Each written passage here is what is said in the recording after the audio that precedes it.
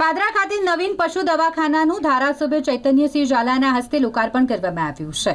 લગભગ 65 લાખના ખર્ચે નવીન નિર્માણ પામેલ આ પશુ દવાખાનું કે જે હવે લોકોના ઉપયોગ માટે શરૂ કરી દેવામાં આવ્યું છે। રાજ્ય સરકારની ગ્રાન્ટમાંથી પાદરા ખાતે આ પશુ દવાખાનું નિર્માણ કરવામાં આવ્યું છે અને જેનું લોકાર્પણ ધારાસભ્ય ચૈતન્યસિંહ ઝાલાના વરદ હસ્તે કરવામાં આવ્યું છે। દીપ પ્રાગટ્ય કરી તકતી અનાવર કરી રિબેન કાપીને ખુલ્લું મૂકવામાં આવ્યું આ પશુ દવાખાનું। ધારાસભ્ય ચૈતન્યસિંહ ઝાલા સાથે વડોદરા જિલ્લા પંચાયત દંડક નવીન સોલંકી, પાદરા તાલુકા પંચાયત ઇન્ચાર્જ પ્રમુખ લોમેશ પંડ્યા સહિતના મહાનુભાવો ઉપસ્થિત રહ્યા હતા। નાયબ પશુપાલન નિયામક વડોદરા જિલ્લા પંચાયત ડોક્ટર ધવલ માંડવિયા સહિત પાદરા પશુ ચિકિત્સક ડોક્ટર હર્ષ ઠાકર અને પાદરા નગરપાલિકા સદસ્યો તથા પાદરા ભાજપના સંગઠનના હોદ્દેદારો ખાસ ઉપસ્થિત રહ્યા હતા। આવેલ ધારાસભ્યો તથા મહેમાનોનું સ્વાગત કરવામાં આવ્યું।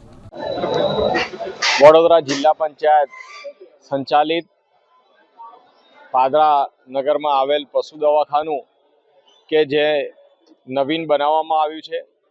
ગુજરાત સરકાર દ્વારા રૂપિયા 65 લાખના ખર્ચે પાદરા નગરમાં આવેલ પશુ દવાખાનું નવીન બનાવવામાં આવેલ છે, જેનું આજે લોકાર્પણ કરવામાં આવ્યું છે।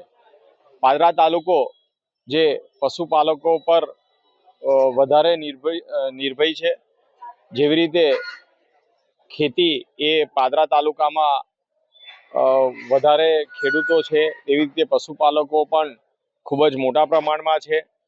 તો તેઓની સગવડ માટે અને પશુપાલકોની સારવાર માટે આજે પોતાના પશુની સારવાર કરવા માટે આ જગ્યા એ ખૂબ જ ઉપયોગી થશે અને પાદરા નગરની આજુબાજુના સૌ પશુપાલકોને અપીલ કરીશ કે તેઓ આ પશુ દવાખાનાનો મોટી પ્રમાણમાં લાભ લઈ શકે છે અને હાલ આ પાદરા અને વડુ ખાતે બંને જે પશુ દવાખાના આવેલા છે તેમાં ડૉક્ટરની પણ વ્યવસ્થા કરી દેવામાં આવેલ છે, જેથી કરીને આ પશુની સારવાર ખૂબ જ ઝડપી થઈ શકશે।